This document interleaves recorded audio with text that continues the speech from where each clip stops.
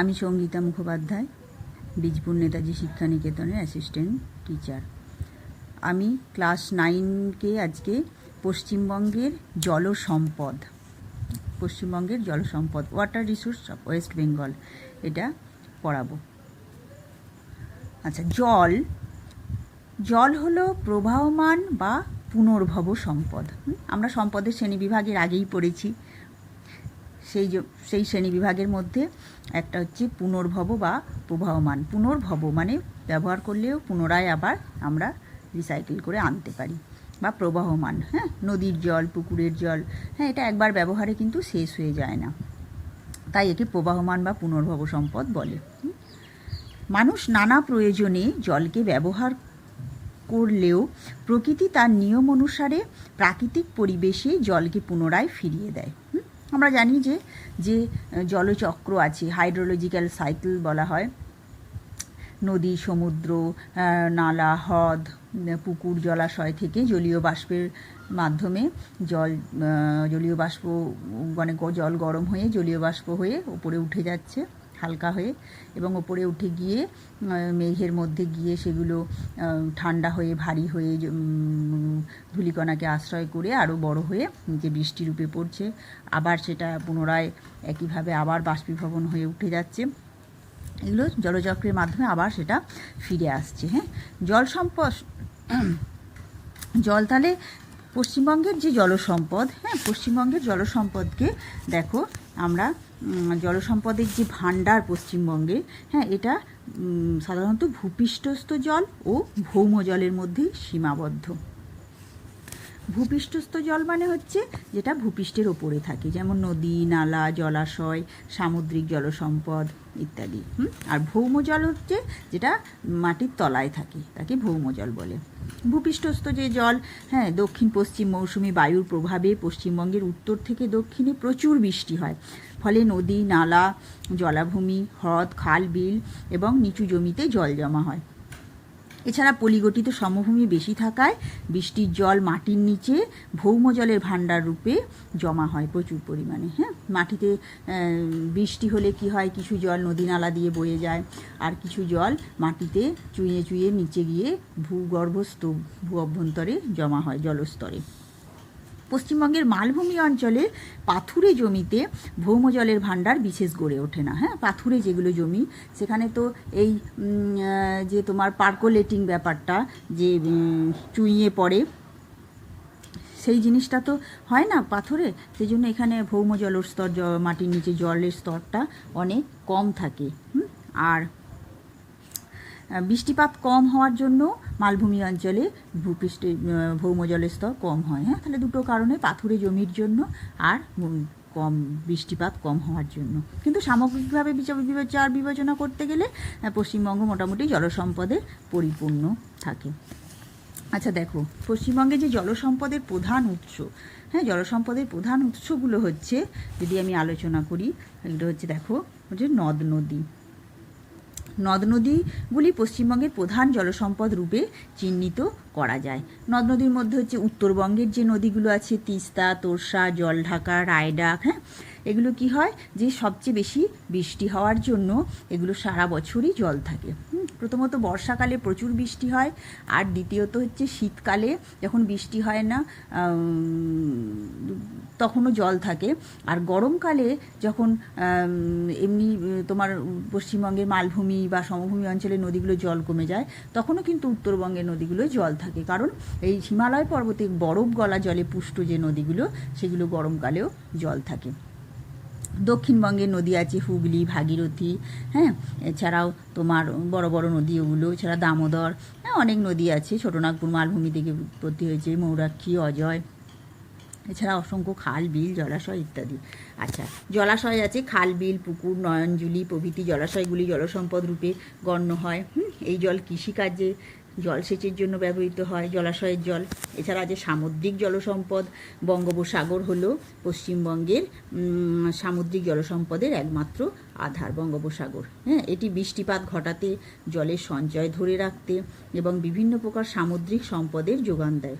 তাহলে সমুদ্র কী হয়, বৃষ্টিপাত ঘটায়, এই যে দক্ষিণ পশ্চিম মৌসুমি বায়ু, যে আসছে, বর্ষাকালে বৃষ্টি হচ্ছে কেন না, এই বঙ্গোপসাগরের ওপর দিয়ে আসছে বলে, সাগরের ওপর দিয়ে বিস্তীর্ণ এলাকা জুড়ে আসছে বলে প্রচুর জলীয় বাষ্প সংগ্রহ করছে। এই জলীয় বাষ্পই এসে পরে বৃষ্টিপাত ঘটায় পশ্চিমবঙ্গে।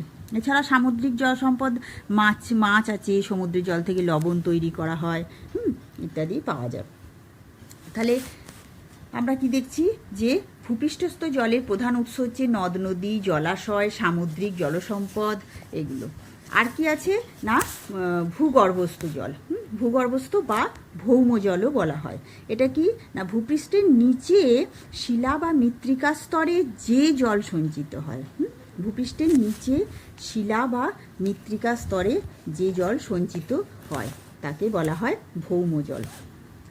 এর উৎস হলো বৃষ্টি ও বরফ গলা জল। ঠিক আছে, তাহলে মোটামুটি জলের উৎসগুলো আমরা জানলাম।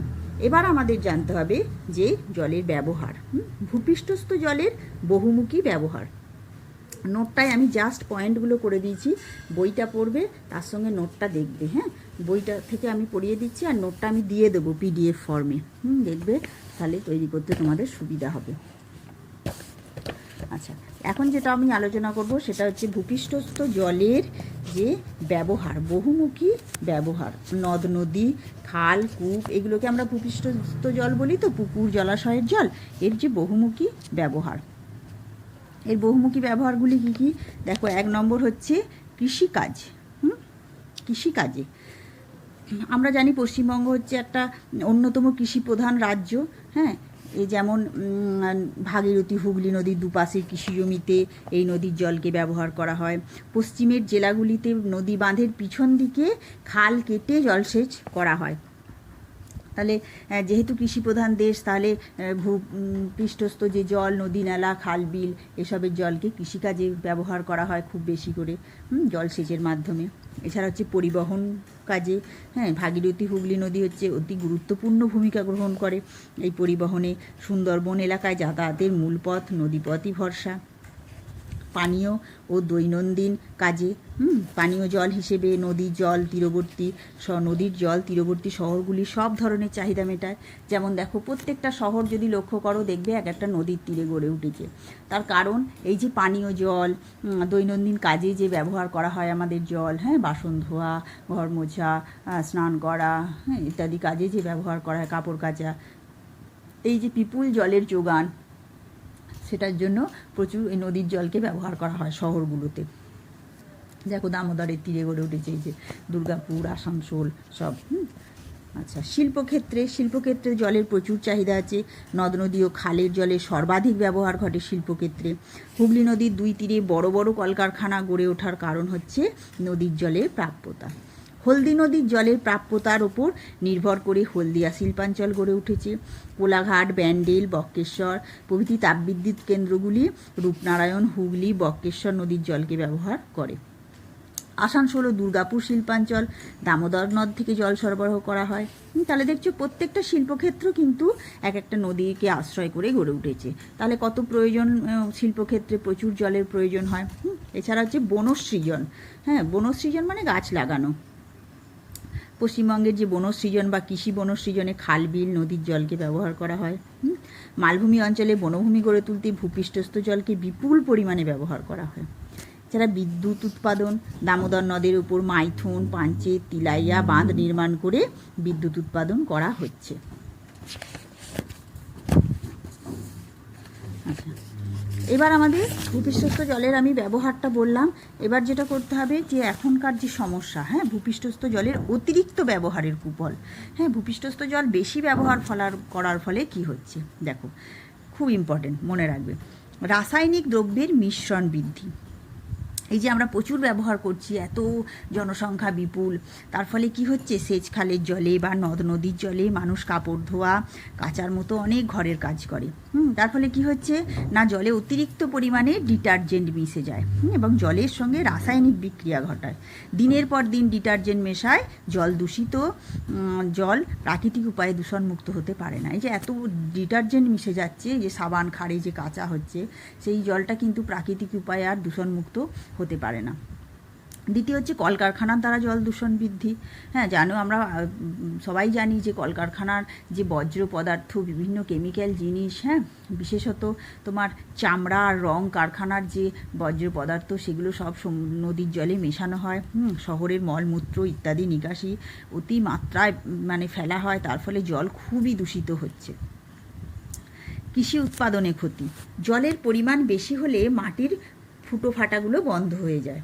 কৃষি উৎপাদনে নদীতে এই কৃষিক্ষেত্রে জলের পরিমাণ বেশি জল যদি দেয়া হয়, তখন মাটির ফুটো ফাটা, মাটির যে ফাটাগুলো বন্ধ হয়ে যায়, মাটির ওপর জল দাঁড়িয়ে যায়।